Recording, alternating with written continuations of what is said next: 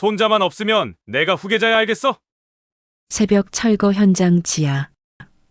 비닐봉투 안에서 숨죽인 채 버려진 생후 2개월 아기. 저는 그 작은 생명을 구했습니다. 하지만 일주일 후 저는 유괴범이 되어 경찰서 조사실에 앉아 있었어요.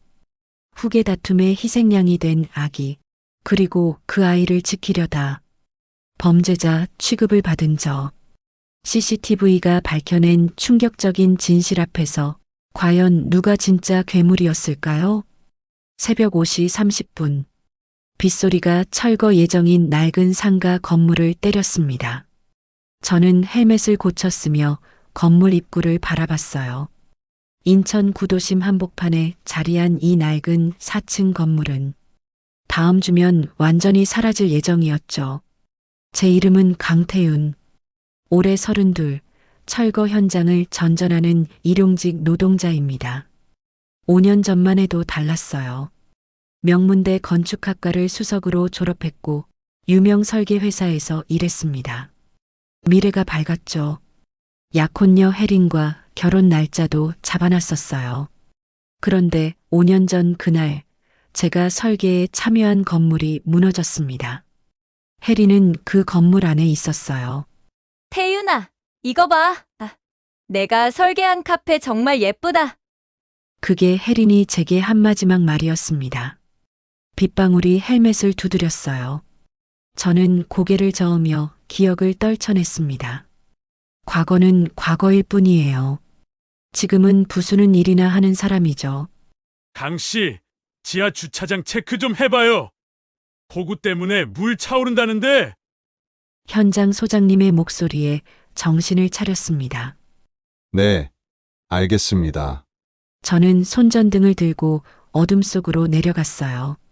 지하 계단은 물에 젖어 미끄러웠습니다. 한 걸음씩 조심스럽게 내려가는데 발목까지 물이 차올랐죠. 그때였습니다. 희미한 소리가 들렸어요. 으앙, 으앙. 아기 울음소리였습니다. 가슴이 철렁 내려앉았어요. 이곳에 아기가 있을 리 없는데. 저는 소리나는 쪽으로 급하게 달려갔습니다. 손전등 불빛이 어둠을 가르며 주차장 한쪽 구석을 비췄죠. 그곳에 작은 비닐봉투가 있었습니다. 안에서 작은 생명이 움직이고 있었어요. 이럴 수가. 손이 떨렸습니다. 저는 무릎을 꿇고 조심스럽게 비닐을 열었어요. 생후 2개월쯤 돼 보이는 남자아이가 새빨개진 얼굴로 울고 있었습니다. 손으로 이마를 짚어보니 뜨거웠어요. 고열이었죠. 괜찮아, 괜찮아. 저도 모르게 떨리는 목소리로 중얼거렸습니다. 아기 옆에는 고급스러운 담요가 있었고 모서리에 S라는 자수가 새겨져 있었습니다. 그리고 대학병원 이름표 하나. 왜 이런 곳에 아기를 버린 걸까요? 순간 마음이 움츠러들었습니다. 5년 전 혜린과 나눴던 대화가 떠올랐어요. 우리 아기 낳으면 당신이 안전한 집 지어줘야 해. 혜린의 목소리가 귓가에 맴돌았습니다. 발밑에서 물소리가 커졌어요. 침수가 빨라지고 있었죠. 저는 재빨리 주변을 살폈습니다. 건축을 배운 사람으로서 이 건물의 구조는 머릿속에 그려졌어요. 물이 어디서 들어오는지, 어느 쪽이 안전한지. 이쪽으로 가야 해. 저는 아기를 품에 꼭 안았습니다. 작고 따뜻한 무게가 가슴에 느껴졌어요. 담요로 아기를 감싸고 안전한 경로를 따라 밖으로 나왔습니다. 비가 더 거세졌어요. 현장 소장님이 달려왔습니다. 강씨, 뭐야 그게? 아기를 주차장에서 발견했습니다. 소장님의 얼굴이 굳었어요. 지금 당장 119에 신고해야지. 네, 그런데 제 발이 움직이지 않았습니다. 손에 안긴 아기가 제 셔츠를 꼭 움켜쥐고 있었어요. 작은 손가락이 떨리고 있었죠. 왜인지 모르겠지만 이 아이를 그냥 넘길 수 없었습니다. 소장님, 제가 직접 병원에 내려가도 될까요? 뭐? 그냥 신고하면 되지. 아니, 제가 직접 데려가고 싶습니다. 소장님은 이상한 눈으로 저를 바라봤지만 결국 고개를 끄덕였어요. 저는 아기를 품에 안고 빗속을 걸었습니다. 고 시원까지 가는 20분 동안 아기는 제 가슴에 얼굴을 묻고 조용해졌어요. 작은 숨소리가 규칙적으로 들렸죠. 문득 생각했습니다. 이 아이를 구한 게 아니라 이 아이가 저를 구한 건지도 모른다고요. 빗소리 속에서 희미하게 혜린의 목소리가 들렸습니다. 태윤아, 잘했어. 눈물인지 빗물인지 모를 것이 뺨을 타고 흘러내렸어요. 고시원으로 돌아오는 길, 제 심장은 미친 듯이 뛰었습니다. 아기를 품에 안은 채 좁은 계단을 올랐어요. 4평짜리 쪽방 문을 열자 곰팡이 냄새가 코를 찔렀죠. 이런 곳에 아기를 데려온 제가 한심했습니다. 하지만 선택의 여지가 없었어요. 아기를 침대에 조심스럽게 눕혔습니다. 담요를 펼치자 모서리에 수놓아진 S자가 선명했어요. 고급스러운 자수였죠. 이 아이가 평범한 집 아이가 아니라는 걸 직감적으로 알았습니다. 제 손은 떨리고 있었어요. 젖병이랑 분유를 사와야 하는데 저는 서둘러 편의점으로 향했습니다. 새벽 6시, 거리는 아직 조용했어요.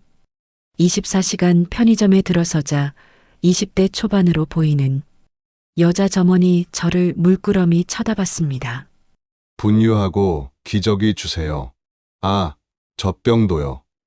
점원의 눈빛이 묘하게 변했어요. 의심하는 표정이었죠. 아기가 몇 개월이에요? 2달쯤요. 근데 왜 이제 사세요? 엄마는요? 순간 목이 막혔습니다. 점원의 날카로운 시선이 제 온몸을 훑었어요. 급하게 맞게 돼서요. 더 이상 설명하지 않았습니다. 물건값을 계산하고 황급히 밖으로 나왔어요. 등 뒤에서 점원의 수군거리는 소리가 들리는 것 같았죠. 고시원으로 돌아와 휴대폰을 꺼냈습니다. 신생아 돌보는 법을 검색했어요. 분유 타는 온도, 기저귀 가는 방법, 트림시키는 자세. 모든 게 낯설었습니다. 손가락이 떨려 화면을 제대로 누르기도 힘들었어요. 첫 분유를 타서 아기에게 물렸습니다. 작은 입술이 젖병을 빨았어요. 그 순간 제 가슴 한쪽이 뜨거워졌습니다. 이상했죠. 전혀 모르는 아이인데 뭔가 연결된 것 같은 느낌이었어요. 이름이 뭘까? 아기는 눈을 감은 채 분유를 먹었습니다. 고요한 아침, 쪽방 안에는 아기의 숨소리만 들렸어요. 서준이. 저도 모르게 그 이름이 튀어나왔습니다. 혜린이 좋아했던 이름이었어요. 5년 전 우리는 아이 이름까지 미리 정해뒀었죠. 남자아이면 서준이, 여자아이면 서연이. 혜린은 환하게 웃으며 말했었습니다. 그런데 그 꿈은 무너진 건물 잔해 속에 묻혀버렸어요. 서준아, 미안해. 제 목소리가 갈라졌습니다. 이 아이에게 그 이름을 붙인 게 맞는 건지 확신이 서지 않았어요. 하지만 다른 이름은 떠오르지 않았습니다. 사흘이 지났어요. 서준이를 돌보는 일은 생각보다 힘들었습니다. 밤마다 울었고 저는 거의 잠을 못 잤어요. 고시원 복도에서 발소리가 멈추는 게 느껴질 때마다 가슴이 철렁했죠. 넷째 날 아침 옆방 김씨 아저씨가 문을 두드렸습니다. 태윤 씨, 아기 울음소리가 사흘째 들리는데 무슨 일 있어요? 60대 실직자인 김씨 아저씨는 의심스러운 표정을 감추지 못했어요. 제 안에서 경계심이 벽처럼 올라왔습니다. 조카를 잠깐 맡았어요. 조카. 갑자기. 네. 급한 일이 생겨서요. 김씨 아저씨는 고개를 갸웃하더니 돌아갔습니다. 하지만 그의 눈빛이 계속 머릿속에 맴돌았어요. 그날 오후였습니다. 고시원 앞에 검은 SUV가 멈춰 섰어요. 창문 너머로 그걸 본 순간 제 심장이 쿵 내려앉았습니다. 정장을 입은 남자 2명이 차에서 내렸죠. 한 명은 선글라스를 끼고 있었고 다른 한 명은 손에 뭔가 서류 같은 걸 들고 있었어요. 그들은 고시원 입구를 오가며 주변을 살폈습니다. 제 손이 저절로 주먹을 쥐었어요. 온몸에 소름이 돋았죠. 저들이 서준이를 찾는 거라는 확신이 들었습니다. 1시간쯤 지나자 그들은 차를 타고 떠났어요. 하지만 안심할 수 없었습니다. 저는 떨리는 손으로 도연에게 전화를 걸었어요. 도연은 제가 건축학과 다닐 때부터 알던 친구였습니다. 지금은 건축자재 회사에서 일하고 있었죠. 도연아, 나 좀 도와줄 수 있어? 무슨 일인데? 목소리가 왜 그래? 지금 당장 올 수 있어? 30분 후 도연이 왔습니다. 문을 열자마자 그는 서준이를 보고 눈이 휘둥그레졌어요. 야, 이게 무슨... 설명할게. 일단 들어와. 저는 철거 현장에서 아기를 발견한 이야기를 했습니다. 담요의 S자수, 수상한 남자들, 모든 걸 털어놨어요. 도연은 심각한 표정으로 듣더니 한숨을 내쉬었습니다. 형, 이거 큰일인데 경찰에 신고해야 하는 거 아니야? 그럴 수가 없어. 이 애가 그냥 버려진 게 아닌 것 같아. 무슨 소리야? 저는 담요를 가리켰습니다. 도연이 가까이서 S자수를 살펴봤어요. 이거 평범한 자수가 아니야. 가문 문양 같은데? 우리는 휴대폰으로 검색을 시작했습니다. 고급 가문 문양 S, 재벌 가문 상징 S. 그러다 한 이미지가 눈에 띄었어요. 대한식품그룹 서동민 회장 가문의 문양이었습니다. 담요의 자수와 똑같았죠. 제 손에서 휴대폰이 거의 떨어질 뻔했습니다. 이거 설마... 도연이 재빨리 관련 뉴스를 검색했어요. 그리고 우리는 한 기사를 발견했습니다. 서동민 회장 외동아들, 미국 연구 중 사고사, 3개월 전 비극. 손자. 서준이는 서동민 회장의 손자일지도 모른다는 생각이 머릿속을 강타했습니다. 그럼 왜 이 아이가 철거 현장에 버려진 걸까요? 도연이 제 어깨를 잡았습니다. 형, 여기 있으면 위험해. 일단 내 창고로 옮겨. 창고? 회사 자재 창고 사람들 잘 안 가는 곳이야. 도망치는 삶. 또다시 무너지는 느낌이었어요. 하지만 서준이를 내려다보는 순간 결심이 섰습니다. 그래. 일단 옮기자. 그날 밤 우리는 어둠 속에서 서준이를 안고 도연의 차에 탔습니다. 고시원을 떠나며 뒤를 돌아봤어요. 검은 SUV가 다시 나타나지 않기를 간절히 바랐습니다. 하지만 제 예감은 틀린 적이 없었죠. 폭풍은 이제 막 시작이었습니다. 5일째 아침이었어요. 철거 현장에 도착하자마자 느꼈습니다. 뭔가 이상하다는 걸. 평소와 다른 공기였어요. 현장 입구에 낯선 차 한 대가 서 있었고 검은 정장을 입은 남자 2명이 소장님과 이야기를 나누고 있었습니다. 제 심장이 쿵 내려앉았어요. 저 사람 맞습니까? 남자 한 명이 저를 가리키며 물었습니다. 소장님이 저를 힐끗 보더니 고개를 저었어요. 아니, 그 친구는 어제 그만뒀어요. 연락처도 없고. 소장님 목소리가 평소보다 높았습니다. 일부러 거짓말하는 게 티가 났어요. 남자들은 의심스러운 눈으로 저를 훑어봤지만 곧 돌아섰습니다. 이봐, 강태윤. 소장님이 작업복을 벗으며 제게 다가왔어요. 얼굴이 심각했습니다. 자네, 무슨 일 있나? 저 사람들 경찰도 아닌 것 같던데. 죄송합니다. 조금만 시간을 주세요. 목소리가 떨렸어요. 소장님은 한숨을 쉬며 제 어깨를 툭 쳤습니다. 점심시간까지만 있어. 그 뒤론 내가 어쩔 수 없네. 점심시간이 다가올수록 가슴이 조여왔습니다. 서준이는 지금 도연이 창고에 있었어요. 안전할까? 밥은 먹였을까? 이런 생각들이 머릿속을 가득 채웠습니다. 12시가 되자 현장을 빠져나왔어요. 그런데 그때였습니다. 야, 거기서! 뒤에서 목소리가 들렸어요. 돌아보니 정작 남자 3명이 제 뒤를 따라오고 있었습니다. 아까 그 2명과 다른 사람들이었어요. 더 험악해 보였습니다. 저는 본능적으로 뛰기 시작했어요. 철거 중인 건물 안으로 들어갔습니다. 3층짜리 낡은 상가 건물이었어요. 계단을 올라가며 숨이 턱까지 찼습니다. 발소리가 뒤에서 쿵쿵 울렸어요. 3층 복도 끝까지 도착했을 때 저는 막다른 길에 몰렸습니다. 남자들이 천천히 다가왔어요.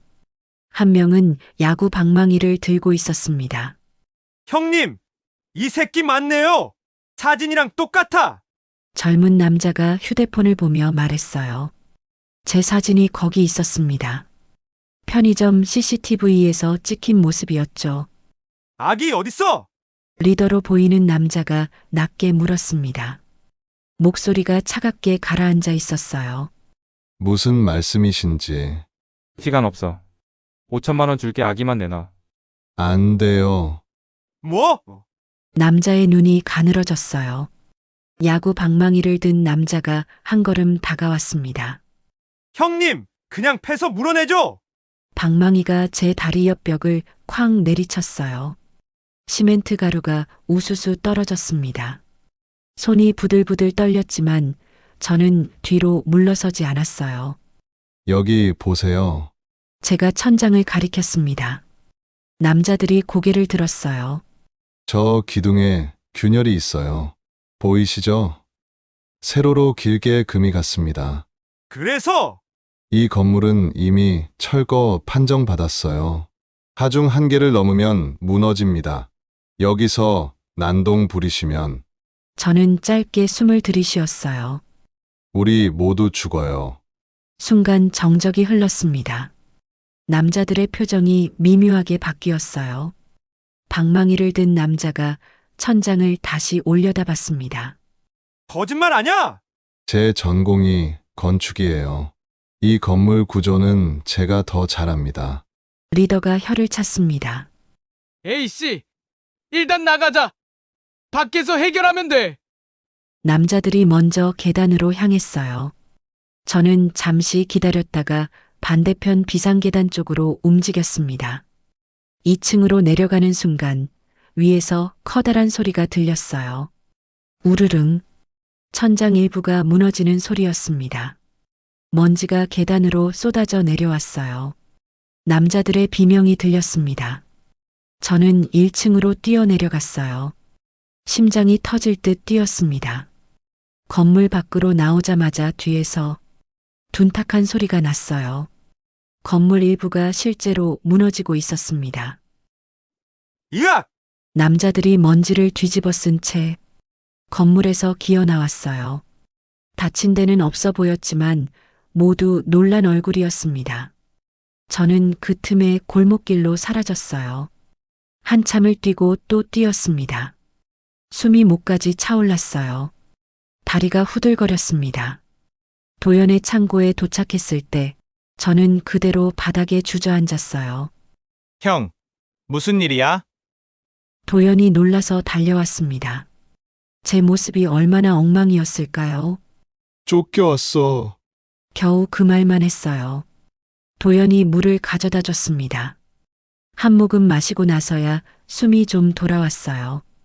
그날 저녁 창고 구석에 설치된 작은 TV를 켰습니다. 뉴스가 나오고 있었어요. 대한식품그룹 서동민 회장의 손자가 실종된 지 일주일째입니다. 경찰은 화면이 바뀌었어요. 아기 담요 사진이 나왔습니다. 모서리에 S자수가 선명하게 보였어요. 제가 가진 그 담요였습니다. 제보자에게는 3천만 원의 포상금이 지급됩니다.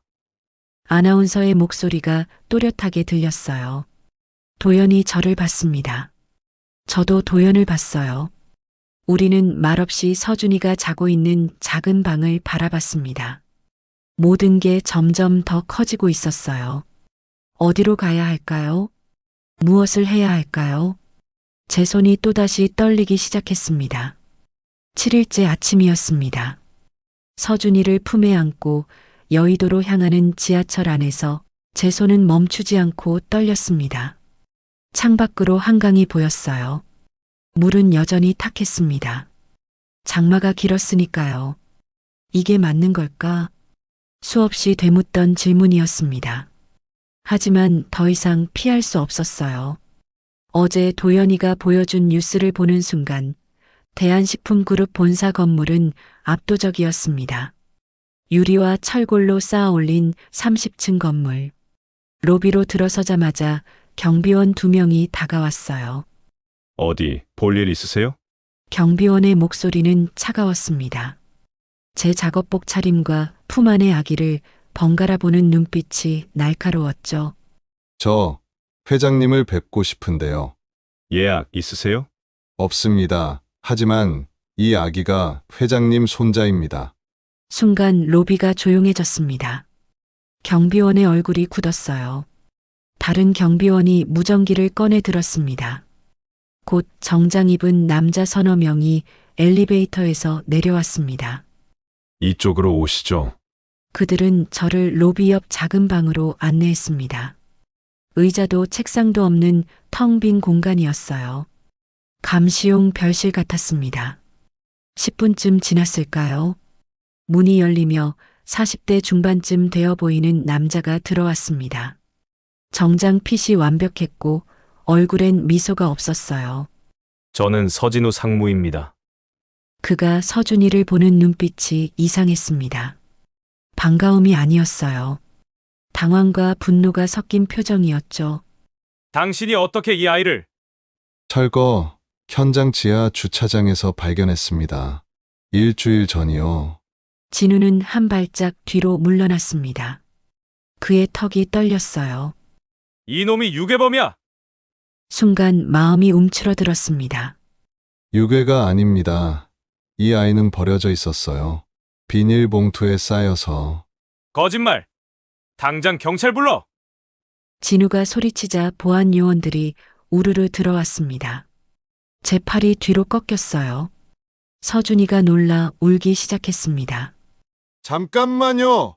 담요를 보세요. S 문양이 있잖아요. 하지만 아무도 듣지 않았습니다. 경찰서 조사실은 좁고 답답했습니다. 형광등 불빛이 차갑게 내려왔어요. 형사 2명이 번갈아 가며 물었습니다. 왜 일주일이나 신고 안 했습니까? 처음엔 그냥 버려진 아기인 줄만 알았어요. 보상금 노린 거 아닙니까? 아닙니다.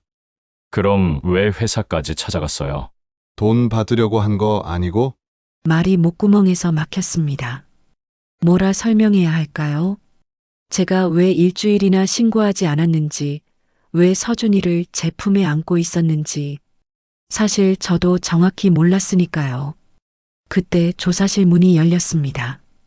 70대 노인이 들어왔어요. 흰 머리가 단정했고 걸음걸이에 힘이 있었습니다. 뒤따라 들어온 사람들의 표정이 긴장해 있었죠. 서동민 회장이었습니다. CCTV를 모두 확보하십시오. 회장의 목소리는 낮고 무거웠습니다. 명령이 아니라 선언처럼 들렸어요. 형사들이 자리에서 벌떡 일어났습니다. 회장님, 이 사람이 유괴범일 가능성이 아니라 사실을 확인해야 합니다. 철거 건물의 모든 영상을 가져오세요. 지금 당장. 3시간이 흘렀습니다. 조사실 모니터에 영상이 재생됐어요. 흐릿한 화면 속 새벽 4시 30분. 철거 건물 지하 주차장에 검은 차가 들어왔습니다. 한 남자가 내렸어요. 비닐봉투를 바닥에 내려놓고 주위를 둘러본 뒤 황급히 차에 올라타 사라졌습니다. 30분 후 제가 나타났습니다. 화면 속 저는 바닥에 웅크리고 앉아 비닐봉투를 열었어요. 서준이를 조심스럽게 안아 올렸죠. 작업복으로 아기를 감싸는 모습이 보였습니다. 회장의 눈가가 붉어졌습니다. 저 남자는 누구입니까? 보안팀장이 얼굴을 굳혔어요. 박 실장입니다. 서진우 상무의 측근입니다. 회장이 주먹을 쥐었습니다. 손등에 핏줄이 불룩 솟아올랐어요. 당장 데려오십시오. 1시간 뒤 박 실장이 경찰서로 끌려왔습니다. 50대 남자였어요. 얼굴이 새하얗게 질려 있었습니다. 제가 한 게 아닙니다. 상무님이 시켰어요. 무슨 소리야? 복도에서 진우의 목소리가 터져 나왔습니다. 그도 경찰에 의해 끌려온 참이었어요. 형사가 진우의 휴대폰을 꺼냈습니다. 통화 기록 복구했습니다. 박 실장과 실종 전날 밤 11시 27분, 15분간 통화하셨네요. 그건 업무 때문에. 녹취록도 있습니다. 형사가 파일을 재생했어요. 손자만 없으면 내가 후계자야. 알겠어? 상무님, 하지만 이건 20년 회사 키운 게 헛수고가 될 순 없어. 내가 시키는 대로만 해. 진우의 얼굴에서 핏기가 싹 빠졌습니다. 회장이 천천히 진우에게 다가갔어요. 그의 손이 떨렸습니다. 진우야. 회장님. 저는 회사를 위해서. 회사를 위해서 회장의 목소리가 갈라졌습니다. 내 손자를, 내 조카를 죽이려 한 게 회사를 위해서였나? 죽이려던 게 아닙니다. 그냥 멀리 보내려던 거였어요. 입양이든 뭐든. 더 이상 들을 수 없었습니다. 저는 그날 밤 무혐의로 풀려났습니다. 회장이 직접 저를 차에 태웠어요. 고급 세단이었지만 저는 뒷좌석이 불편했습니다. 강태윤 씨, 회장이 제 이름을 불렀습니다.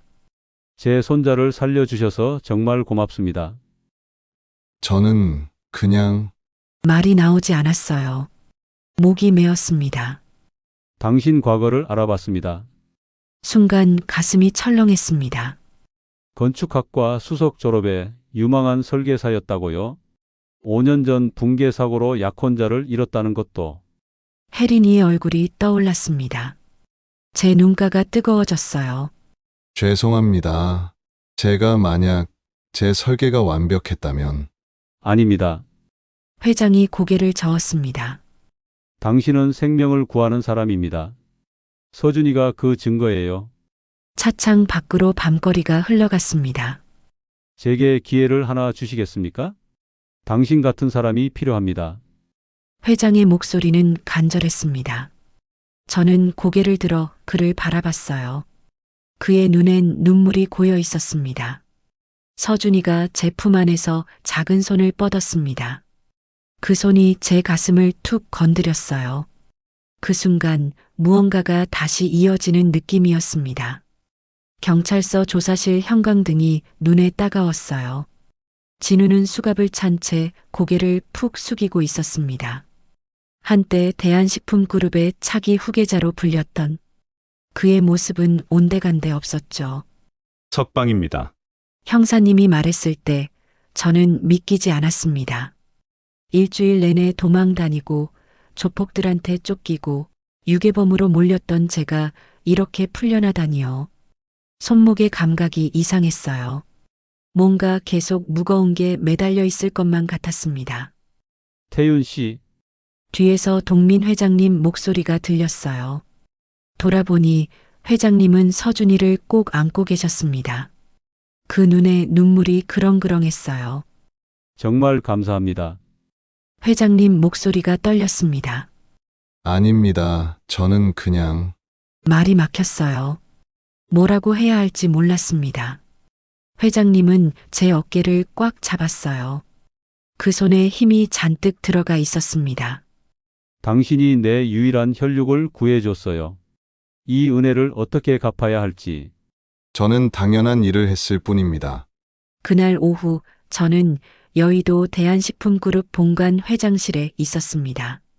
창밖으로 한강이 내려다 보였어요. 5년 전 혜린이랑 데이트했던 한강공원이 저 아래 어딘가에 있겠죠. 태윤 씨는 건축을 전공하셨다고요? 동민 회장님이 물었습니다. 예, 하지만 이제는 5년 전에 제가 설계에 참여한 건물이 무너졌습니다. 거기서 제 약혼녀가 죽었어요. 처음으로 남한테 제대로 말하는 거였습니다. 회장님은 조용히 제 말을 들으셨어요. 그 뒤로 건축은 손도 못 댔습니다. 제 손으로 사람을 죽였는데 어떻게 다시... 목소리가 자꾸 갈라졌어요. 회장님이 천천히 고개를 끄덕였습니다. 태윤 씨는 생명을 구하는 건축가였어요.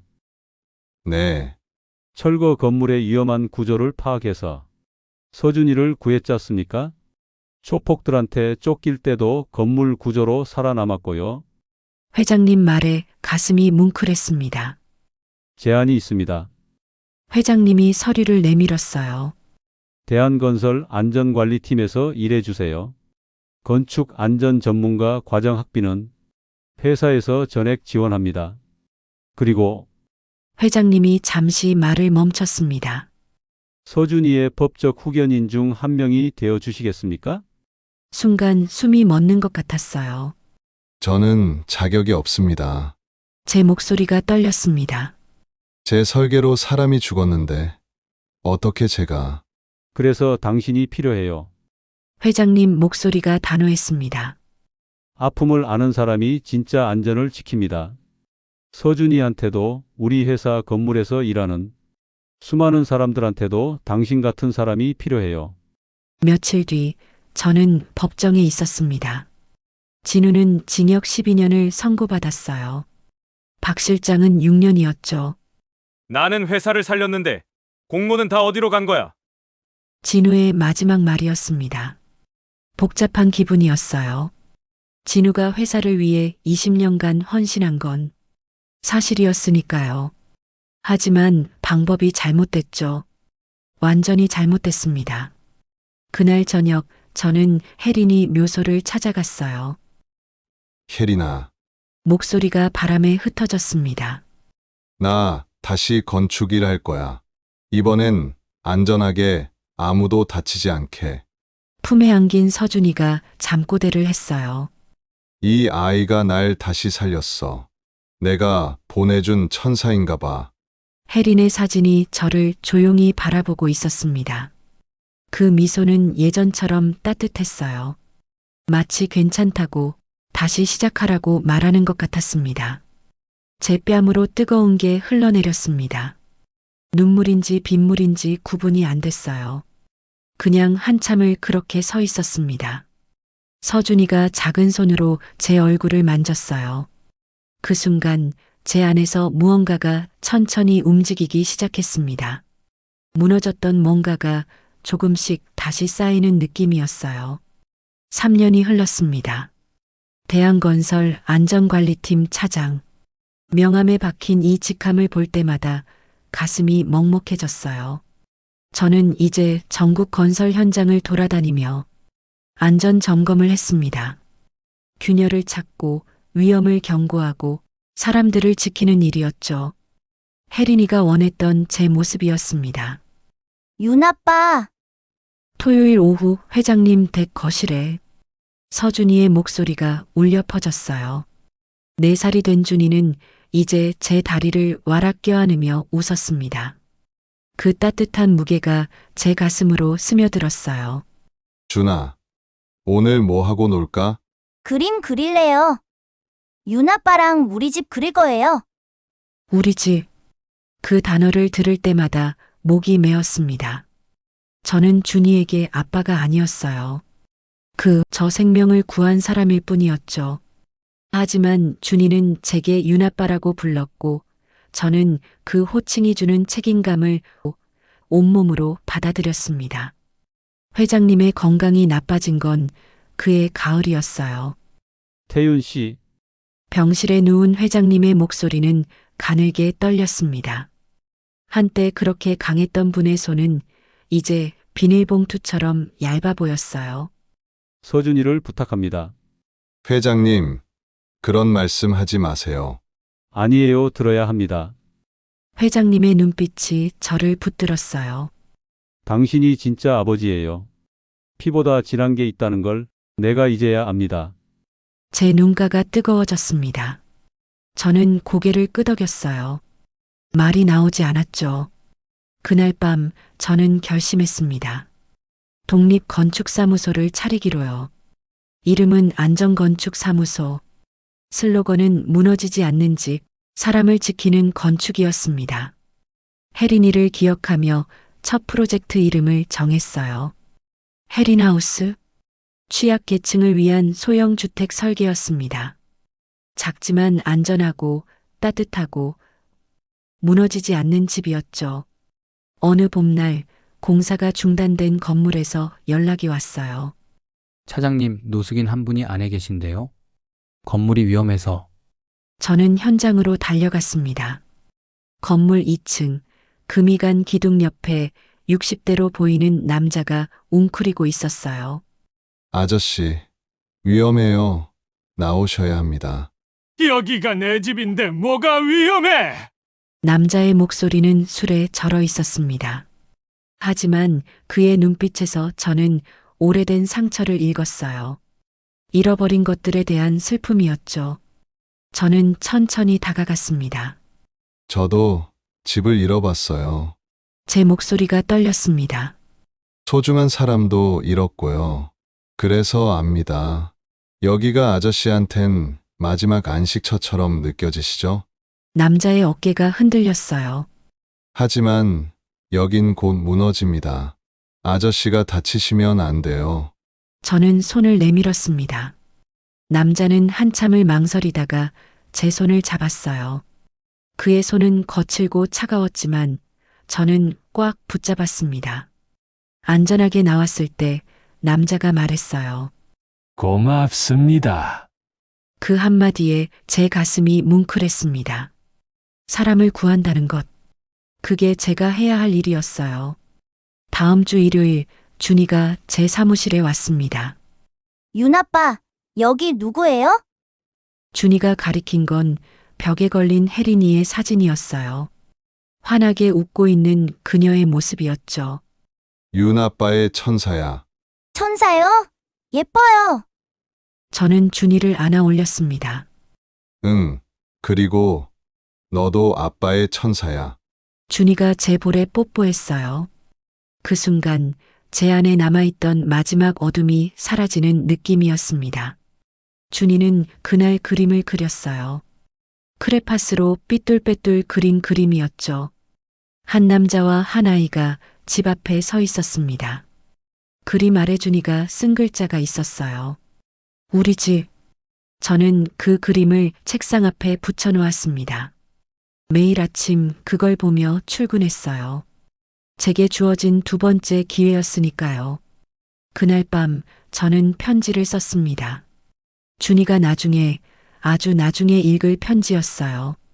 준아, 내가 이 편지를 읽을 때쯤이면 모든 걸 알게 되겠지. 내가 내 진짜 아빠가 아니라는 것도. 하지만 알아줬으면 해. 넌 내게 두 번째 기회를 줬어.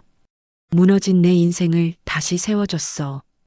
그래서 나는 평생 너를 지킬 거야. 내가 안전하고 따뜻한 집에서 자랄 수 있도록. 그게 내가 할 수 있는 전부니까. 창밖으로 도시의 불빛이 반짝였습니다. 어딘가에서 누군가는 집을 짓고 있었고 누군가는 집을 잃고 있었죠. 하지만 이제 저는 알았어요. 진짜 집은 건물이 아니라는 걸요. 함께 있어줄 사람이 있는 곳. 그곳이 바로 집이었습니다. 오늘의 사연은 여기까지입니다. 무너진 삶 속에서도 다시 일어설 수 있는 힘은 우리가 지켜야 할 소중한 존재로부터 옵니다. 때로는 우리가 구한 생명이 오히려 우리를 구원하기도 하죠. 여러분 곁에도 그런 따뜻한 집이 있기를 바랍니다.